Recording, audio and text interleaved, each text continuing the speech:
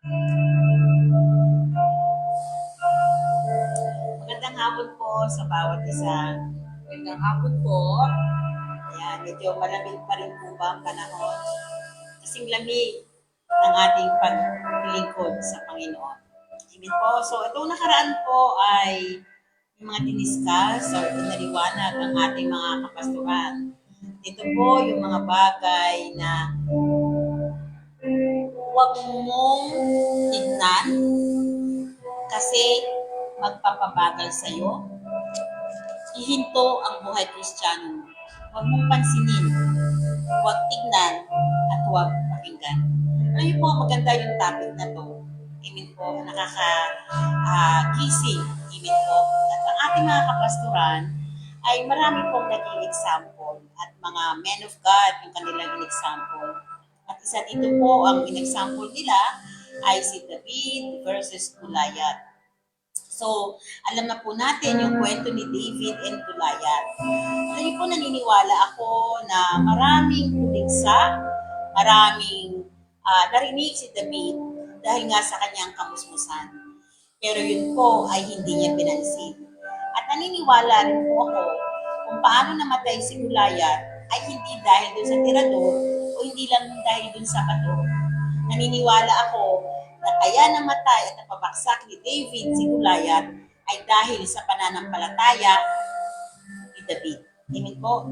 Sa kabila ng maraming nagsabi sa kanya, hindi mo siya kakayanin. Yan ay isang mandirigma. Kompleto armas niyan. Ikaw ay isang musmus na bata.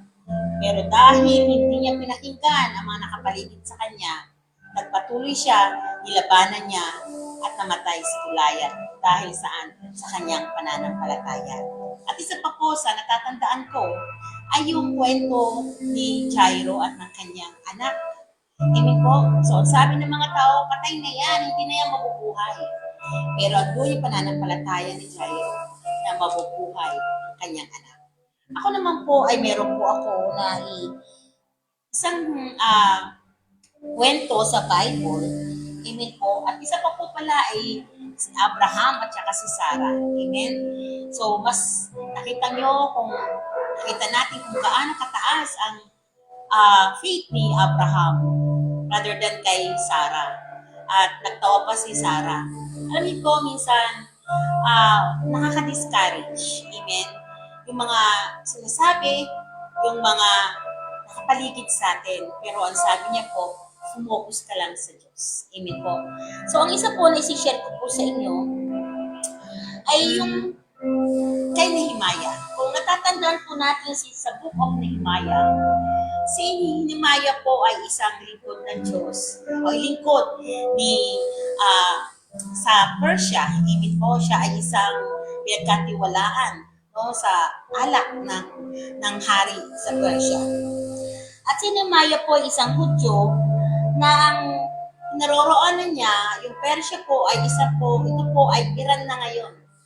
Amen po. At nung time na yon, nagpunta yung kanyang kapatid sa kanya at kinamusta niya kung kamusta ang Jerusalem.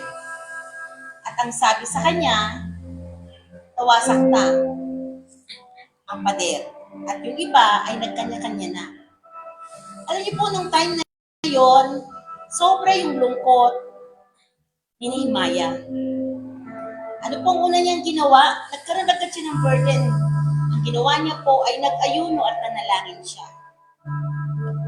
At ang sabi niya, kailangan niyang umalis sa Persia o sa Iran para tulungan ang Jerusalem at mabuo ulit ang pader. Ayun po. So, ano po ang sabi niya? Minsan po, tayo po ay nakatingin. Amen? So, nakatingin sa mga sitwasyon, punong-puno ng discouragement, mga salita na hindi angkop sa totoong nangyayari. Ang pag-down sa mga naglilingkod, nagpapahina sa paglilingkod mo, ang salitang hindi mo matik or totoo man ito o hindi. Katulad po ni Nehemiah na punong-puno ng desire na maayos ang Jerusalem. At nagpaalam siya sa hari, kay Artaxerxes ba? Ganun po yung hari na yon sa Persia. At gusto niya na tumulong para matayo ulit ang pader. Para mabuo at mag-uwian ang mga Hudyo. At nung time na yon, ang sabi niya, umabalitaan niya ang ginawa ko ni Himaya, nandalangin, nag-ayuno, yun po, at yung burden niya sa Jerusalem ay nandun. Sinimula ni Himayas at ang mga Hudyo na itayo ang pader.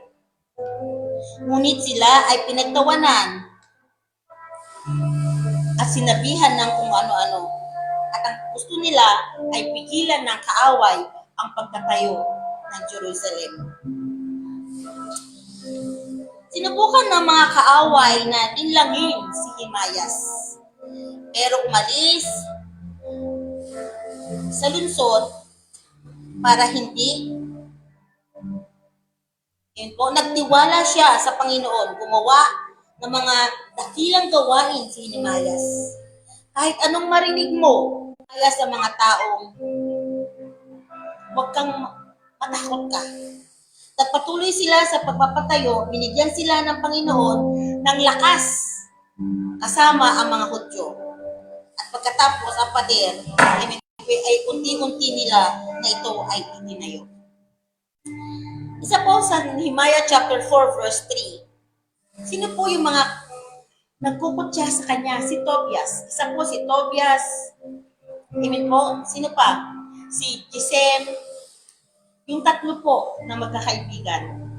At ang sabi niya sa Nehemiah chapter 4 verse 3, sabi ni Tobias, nagsalita si Tobias, ano bang klaseng pader ang gagawin ng mga Hudyong iyan? Madadaanan lang iyon ng asnong gubat, tiyak nagbubuho na. Ang lahat po ng kanilang narinig ay panay negative.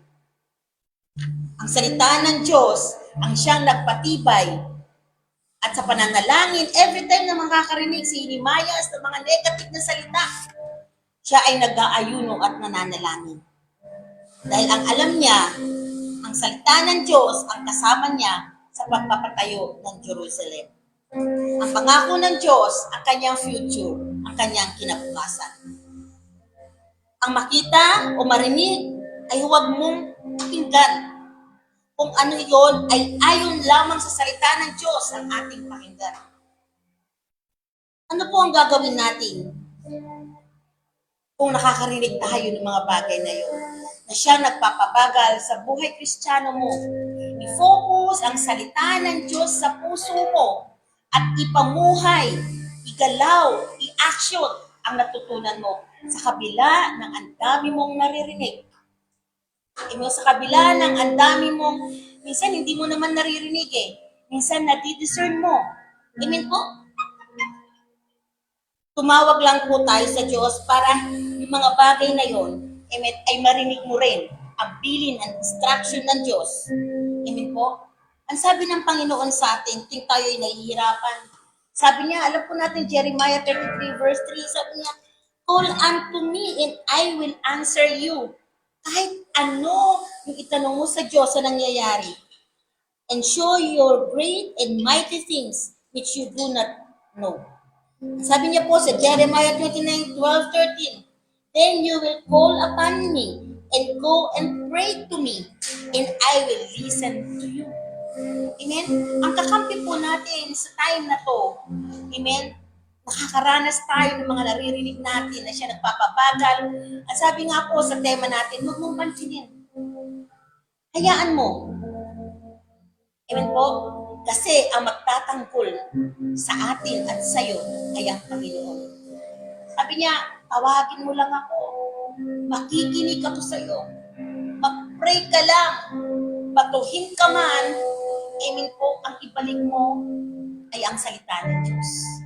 Kung ang mga bagay na hindi maganda na naririnig at nakikita mo, ang siyang magpapabagal sa iyo, kapatid, naniniwala ako na kulang pa yung prayer at pag-aaral natin ng salita ng Diyos.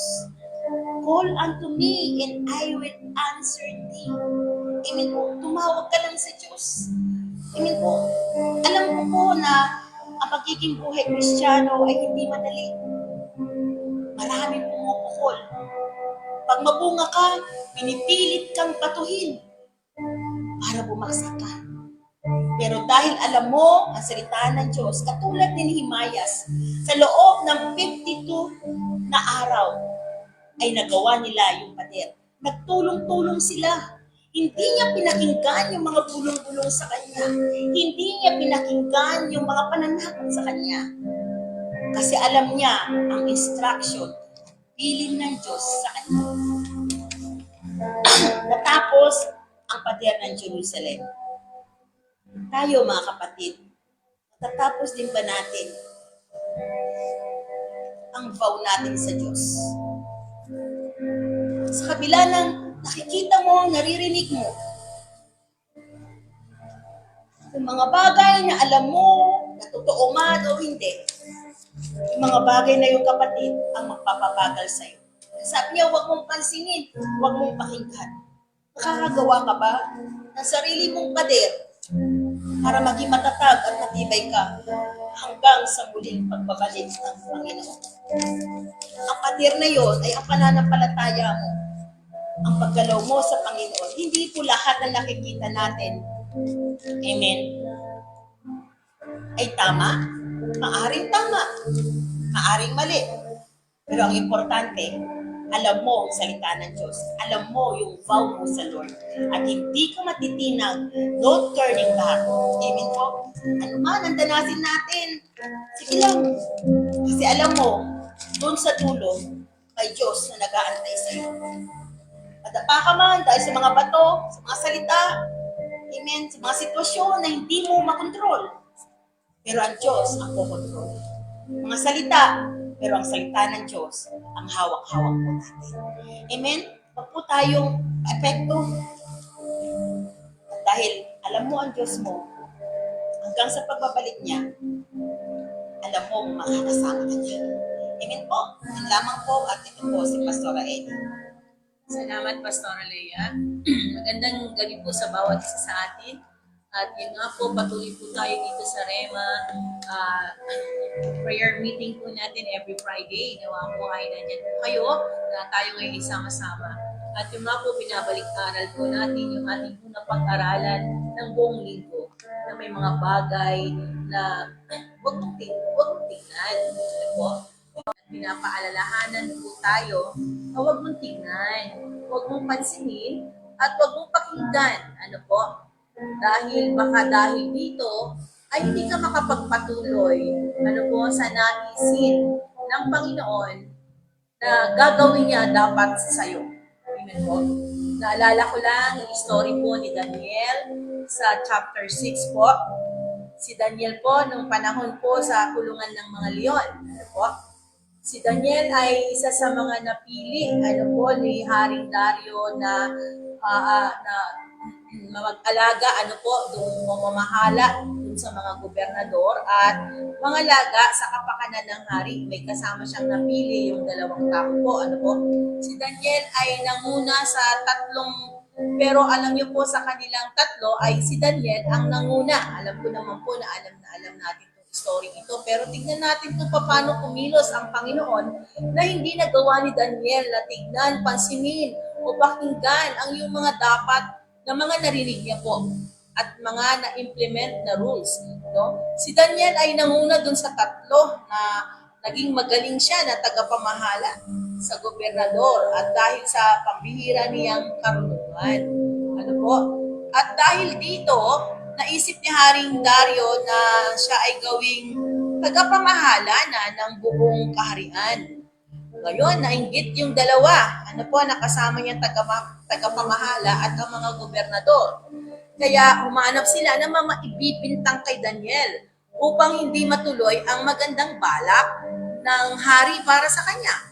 So, ngunit nung makita nila, wala silang makita na dapat nang ibintang. Bakit po? Kasi laging tapat si Daniel sa kanyang mga tungkulin. Nga po ito ni Haring Dario. Sa loob po ng 30 days, ito po yung sinabi nila sa Daniel chapter 6 verse 7, sa loob po ng 30 days ay walang sasambas o mananalangin sa ibang Diyos at sa tao liban sa iyo. Sabi nilang gano'n, no? Kay Haring Dario. Sino mang susunod sa utos na ito ay iahagis. Susuway, ano? Sino man yung hindi susunod o susuway, sabi niya, iahagis. Amen po, saan? Alam natin, sa kulungan ng mga leon. Pero verse 10, sabi niya, nang malaman ni Daniel ang bali-balitang ito, amen po, o yung kautusan na nalagdaan na ni Haring Dario at hindi na po pwedeng itong mabago. Alam niyo, ang ginawa niya, siya'y umuwi. Hindi po ba? At umakyat siya sa silid, sa itaas ng kanyang tirahan, at sa tapat ng bintanang nakaharap sa Jerusalem, ibig sabihin kitang-kita ng mga tao. Amen po. Siya ay lumuhod at nanalangin sa Diyos ng 3 beses. Pero nalaman na niya na nilagdaan na ni Haring Dario na walang dapat na sasamba at mananalangin for 30 days. Pero ang ginawa niya, umalis pa rin siya, narinig niya na yon, amen po. Pero anong nangyari? Hindi po tumingin si Daniel sa pangyayari. Hindi rin niya pinansin ang mga ginawang kautusan. Ano po? Hindi niya pinakinggan yung mga usapin nila. Ang ginawa niya ay umakyat at nanalangin at nakikita pa siya ng buong mga tao at Jerusalem, no? At 3 beses siyang nanalangin. Ginawa niya pa din na manalangin dahil iyon ang kanyang kinagawian. Amen po? So, no matter what, tinuloy niya pa rin ang kanyang ginagawa. Pero hindi niya alam na binabantayan siya, minamatsagan siya, amen po, nung 2 kasama niya, no? At nakita nilang nananalangin si Daniel, amen po? At ginawa nila, dali-dali silang sinumbong, dali-dali niya sinumbong, amen po? Kay Dario, kay Haring Dario, at sabi, hindi po ba nalagdaan na ninyo? Sinabi na ninyo doon sa kautusan na walang sasamba sa ibang Diyos at walang mananalangin for 30 days. Sinabi nila, lumabag siya sa kautusan si Daniel at 3 beses pa siyang nanalangin. Verse 14, sabi niya doon, nang malaman ni Haring Dario, nabalisa po siya kasi alam niya na tapat si Daniel. Amen po. At alam niya na halos maghapon, hindi siya nakakain, hindi siya nagpapaaliw, at nilapitan niya muli si Daniel. At nilapitan niya si Daniel, nilapitan siya, sabi niya gano'n ni Haring Dario, pinapaalala sa kanya, nilapitan siya, dahil sa ginawa ni Daniel, nilapitan siya, pinapaalala sa kanya, Haring Dario, mayroong kang nilagdaan na hindi na po pwedeng sawayin o mabago ang utos wala sa Media at sa Persya. Sabi ganon nila. Okay po, at nakikita nilang malungkot si Haring Dario dahil alam niyang tapat si Daniel at walang dapat, amen po, na iparusa sa kanya. Kaya iniutos ni Haring Dario dahil sa ganon na paalala sa kanya, dahil nalagdaan niya ito, sige, ihagis sa kulungan ng mga leon si Daniel. Amen po. Sinabi ni Haring pero ito ang sinabi ni Haring Dario kay Daniel, naway, iligtas ka sa Diyos na pinaglilingkuran mo ng buong katapatan. Nakita po natin na sa kabila ng problema, sa kabila ng mga pag-uusig, sa kabila ng utos ng hari, amen po, hindi nagpadaig si Daniel. Sa kabila ng alam niyang mamamatay siya, lalapain siya doon. Amen po, hindi niya pinakinggan iyon, hindi niya pinansin. Amen po, hindi rin siya natinag, kundi nagpatuloy pa rin siya sa pinagagawa ng Panginoon sa kanya. At nung tinapon siya, tinakpan ito ng malaking bato, sinelyuhan pa ito, nilagdaan pa yung pinatakip sa kanya kasi hindi po pwedeng buksan pag may selyo na doon, pag mayroon nagda doon. Amen po, walang makikialam. At magdamag na ang Haring Dario ay hindi nakatulog. At sabi niya, inaalala niya, hindi nakakain. Amen po, inaalala niya si Daniel. At nung kinabukasan, amen po, nung kinabukasan, dumating ang umaga, bumangon ang hari at nagmamadaling pumunta kay Daniel. At ano pong sabi niya? Malungkot siyang tumawag, Daniel, tapat na alipin ng Diyos, buhay ka pa ba? Amen po. Iniligtas ka ba niya sa mga leon ang Diyos mo? At sumagot si Daniel. Anong sabi niya? Mabuhay ang kanyang kamahalan. At ang sabi niya, hindi po ako ninapaano. Walang nangyari sa akin. Bakit? Dahil po ang bibig ng leon ay pinatikom ng anghel na sinugo ng aking Diyos. Ginawa niya po ito pagkat alam niya na wala akong kasalanan. Wala akong nagagawang masama laban sa inyo. Ang Diyos lang po ang nakakaalam ng lahat ng ating nilalakaran, ginagawa ang ating puso. Siya lamang po ang nakakaalam. At dun sa time na ikaw ay iyong uusigin, dun sa time na ikaw ay paparatangan, tanging Diyos lang ang nakakaalam.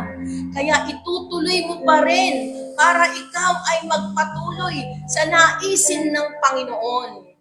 At hindi mo papansinin, hindi mo papakinggan, amen po, hindi mo titignan kung ano man yung ginawa nilang dapat na isaktulan sa iyo na gawin. Amen po, katulad ni Jesus, na nanahimik siya.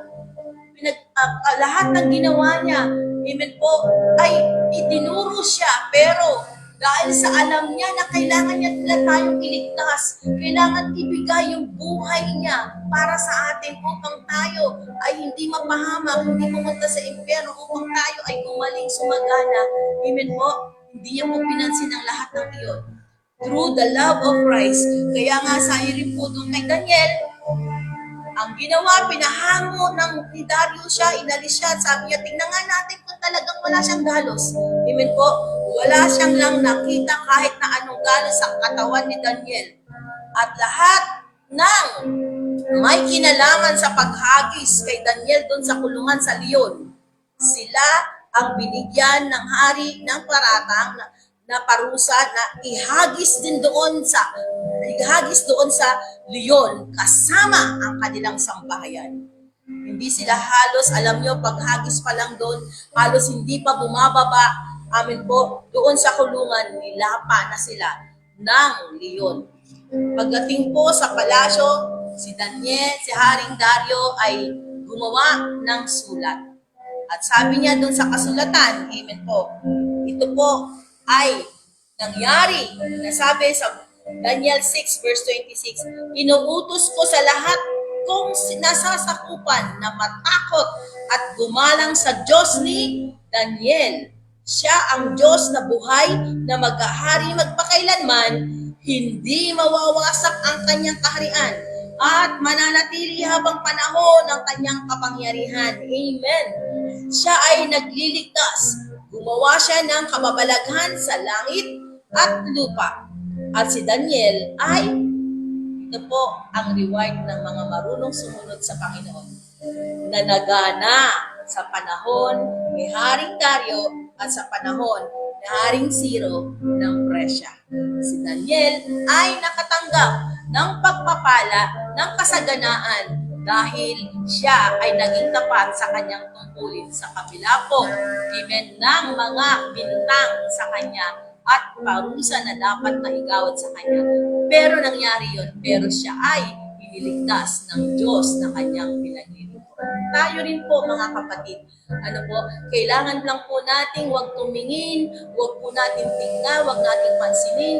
Ano man ang nangyari, kung nakikita ng Diyos ang puso mo at pinagpapatuloy mo ang naisin niya, gagawin mo sa paglilingkod mo sa Kanya at pagmamahal mo sa Kanya, there is a harvest time.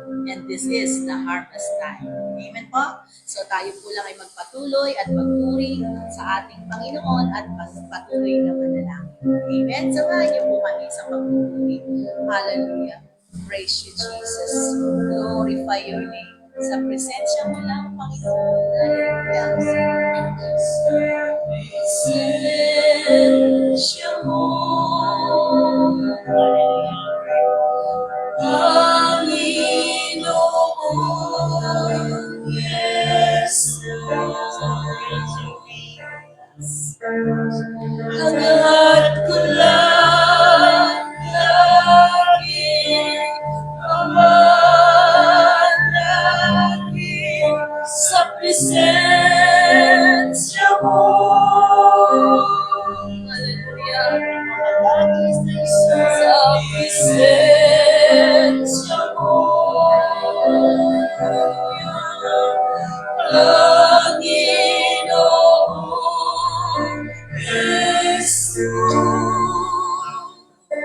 Sa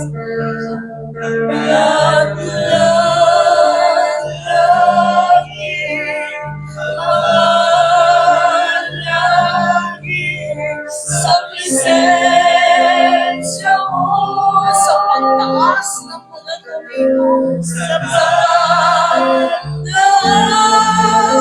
ng mga kamay ko, sa pag-alay ng tanging buhay ko. Yes, Lord. Hangad ko lang lagi mamalangin sa presensya mo, sa pagtaas ng mga kamay ko, sa pag-alay ng tanging buhay ko. Hangad ko lang lagi mamalangin sa presensya mo. Sa presensya mo.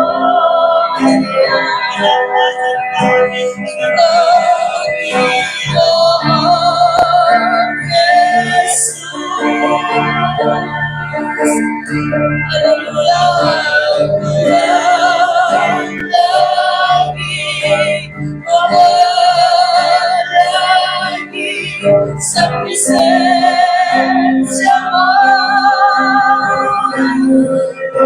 sa pagtaas ng mga kamay mo, sa pag-alay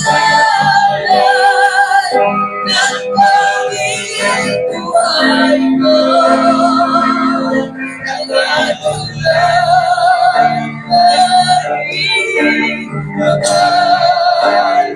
mamalangin sa presensya mo, sa pagtaas,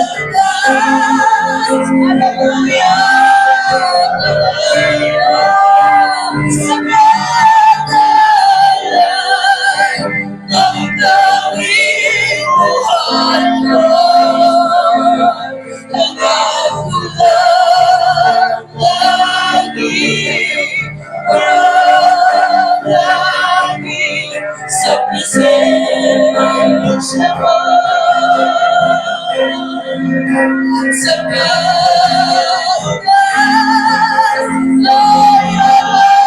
kamay mo, sa pag-alay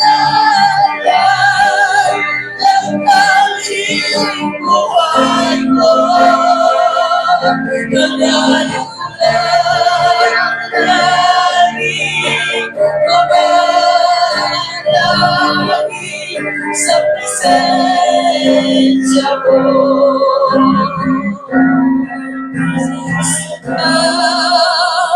Pagtaas ng mga kamay, sa pag-alay ng tanging buhay mo. Hangad ko lang lagi mamalangin sa presensya mo. Hangad ko lang lagi mamalangin sa presensya mo.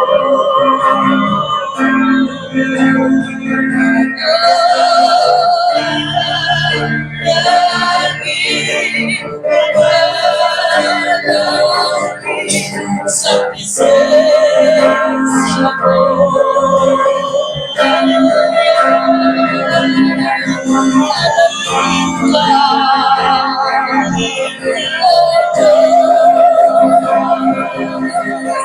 Hallelujah.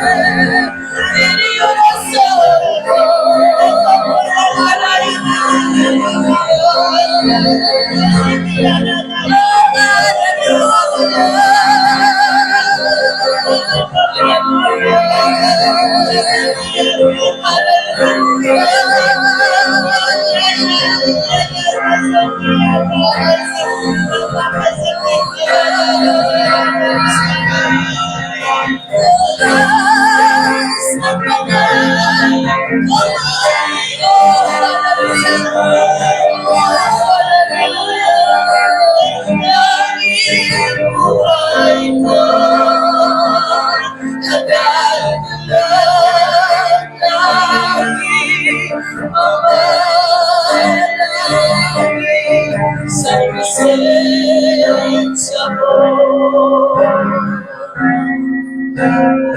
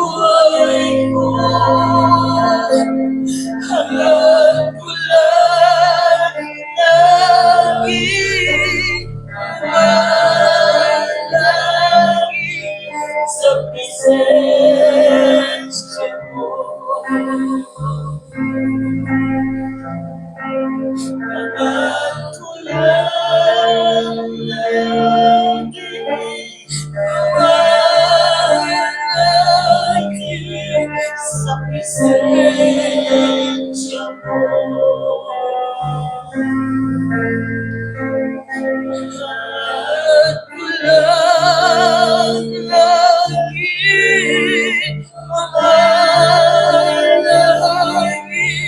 Sa presensya mo. Panginoon, maraming salamat po, Diyos. Ito lang po ang nais namin. Maranasan, maramdaman ang iyong presensya, O Diyos. Narito ang kalakasan namin, Panginoon. Ang mga anak mo, umuhaw, Panginoon, sa lambing mo. Maranasan ang presensya mo, Panginoon, kasapatan nito sa amin. Maraming salamat po sa patuloy na pagsama niyo po sa amin. Panginoon, tinataas po namin sa iyo ang bansang Pilipinas. Panginoon, kailangan ka ng bansang Pilipinas. Patuloy po namin tinataas ang aming presidente simula, Panginoon, sa kanya hanggang pinakamababang patungkulan. Panginoon, maraming salamat dahil patuloy ikaw ang humahawak, Panginoon, sa bansang Pilipinas. Ang aming mga Panginoon, nasa katungkulan ay patuloy niyong bigyan ng katalinuhan na nanggagaling sa iyo, O Diyos.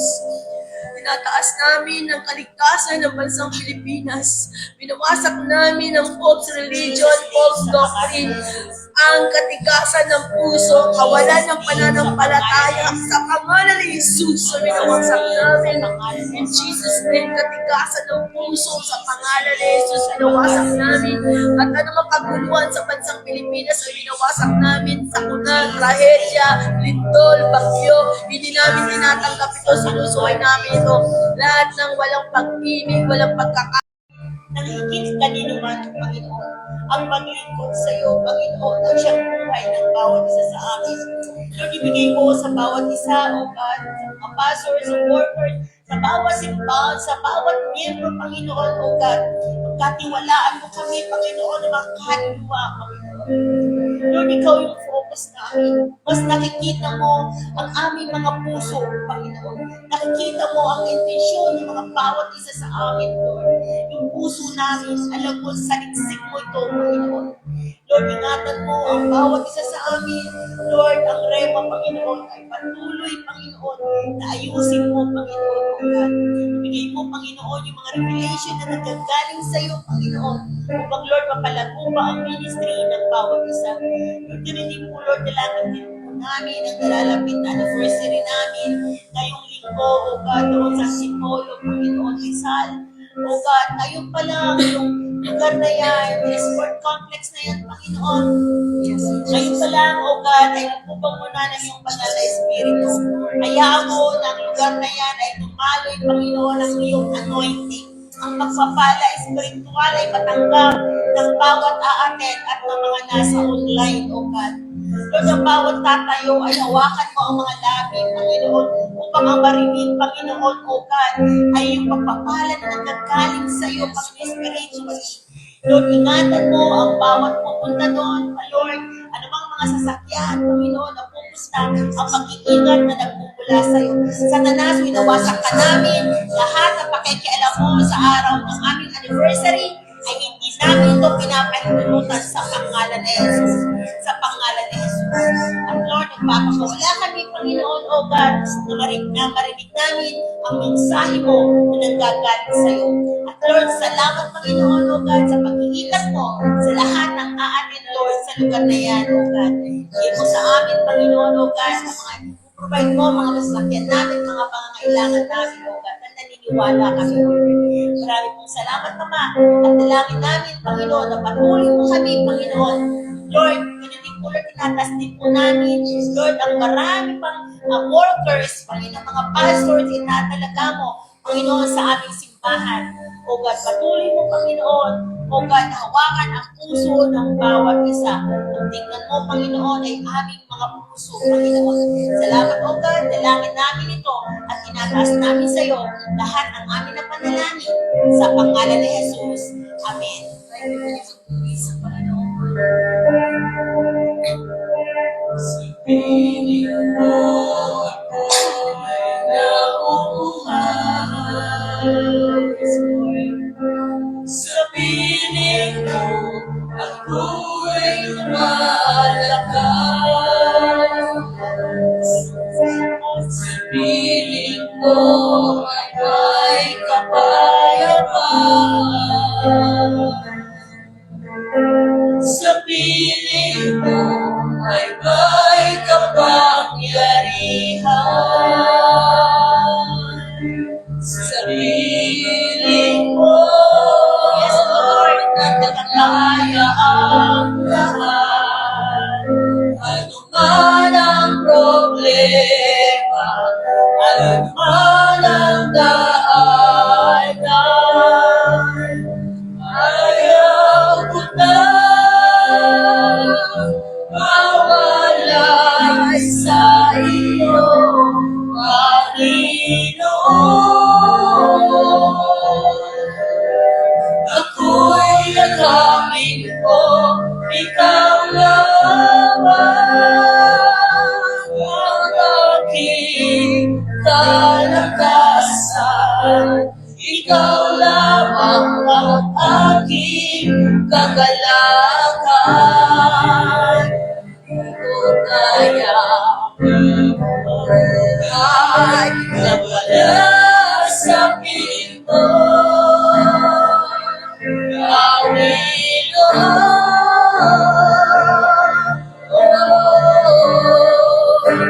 Ikaw ang buhay ko.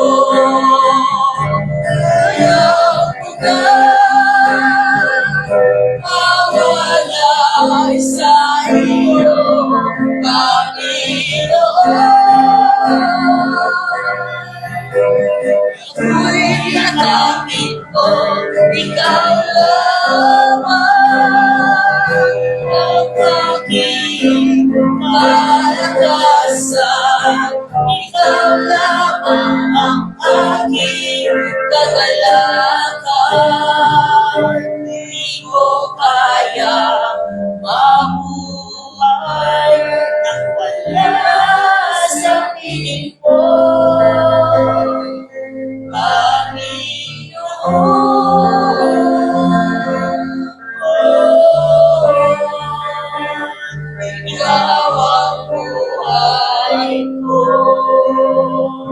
Di mo kaya mabuhay nang wala sa piling mo. Panginoon,